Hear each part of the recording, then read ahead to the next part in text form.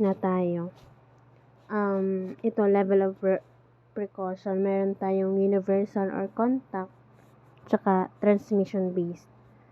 Pag universal or contact, isipin natin or tatanda natin na unknown yung sakit. Hindi mo pa alam yung cause ng sakit at paano magagamot yung sakit.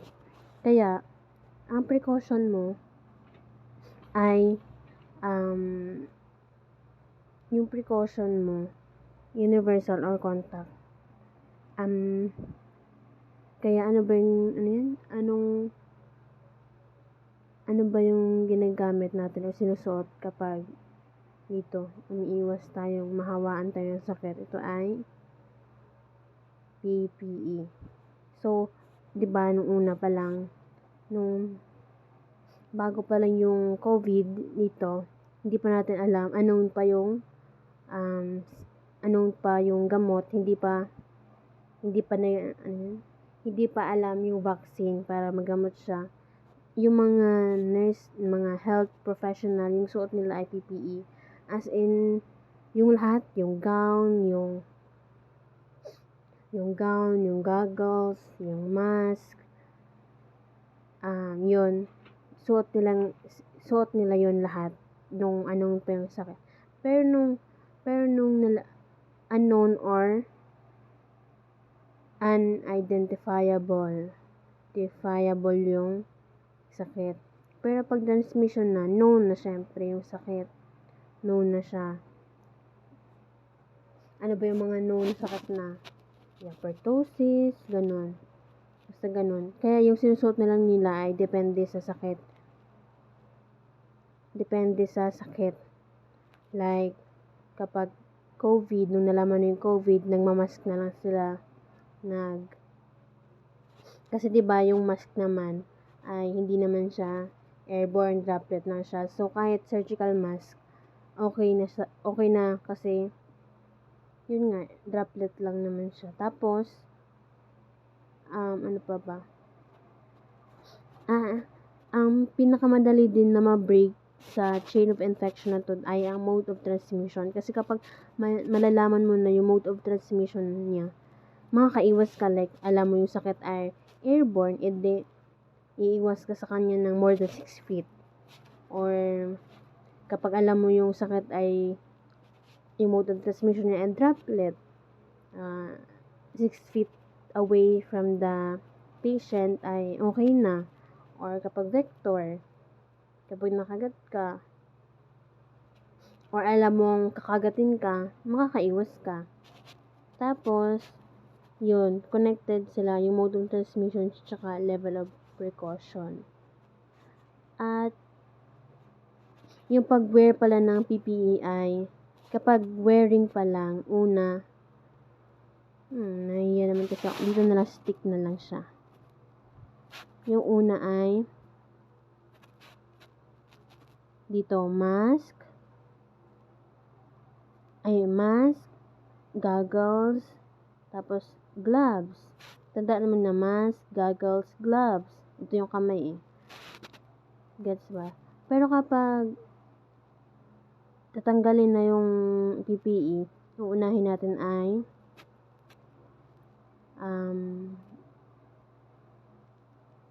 goggles,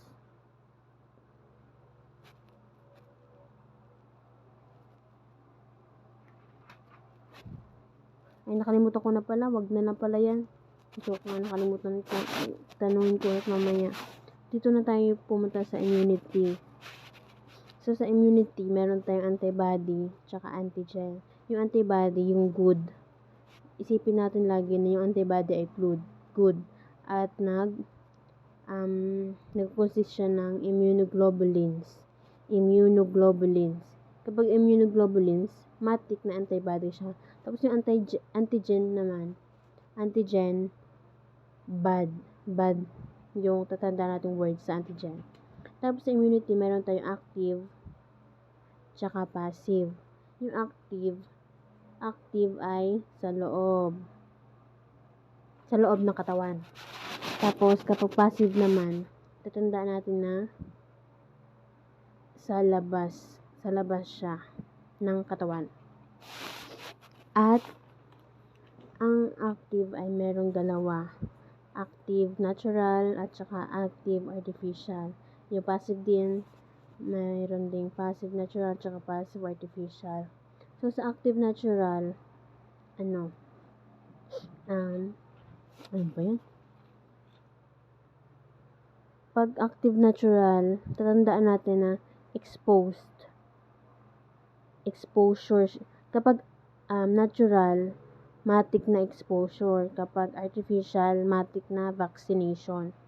So, kapag active natural, exposed sa antigen.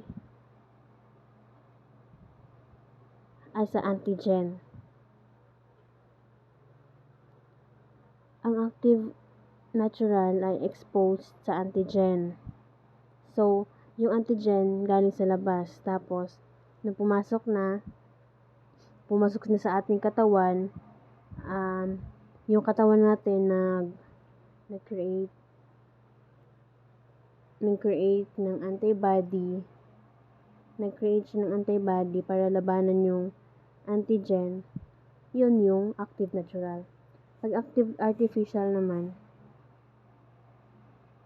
vaccination of antigen. Yun nga. Vaccination of antigen. So, binakunahan ka ng antigen para yung katawan mo malaman nyo na agad paano labanan yung sakit before ka pa magkasakit. Like, nung bata tayo, pinaano tayo ng BCG ba yun? BCG. Like yung mga anti-polio, ganun, yung nung bata tayo, tas vaccination of antigen, para in case na pumasok sa katawan natin, alam niyo na kung paano labanan yung sakit. Dito naman sa passive, di ba yung natural, exposed siya. So, exposed siya sa exposed sa antibody. So, yung antibody sa labas. Like kapag breastfeeding galing sa labas. Di ba may antibody or good for the health of the baby yung breastfeeding. So, siya, passive natural, exposed sa antibody. Like yung antibody galing sa labas. So, breastfeeding. Kapag passive artificial naman, vaccination of antibody, syempre. So, ito naman, yung vaccination of antibody, naman to, after ka magkasakit, like,